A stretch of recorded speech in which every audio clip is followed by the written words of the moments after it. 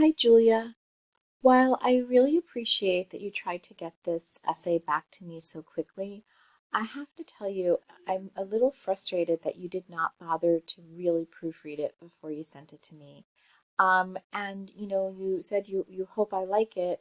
I will like it when I can read it without struggling. I'm gonna read, here's your cover. Here's your first page. The streets were empty on my sidewalk, not just from people, but from almost everything. Okay, got it. Now look at this next sentence. The breeze from the wind and the people who cross it were not there, and from now and before here it feels like everything is missing. I have no idea what that means, Julia, and I read it thinking it was me over and over again.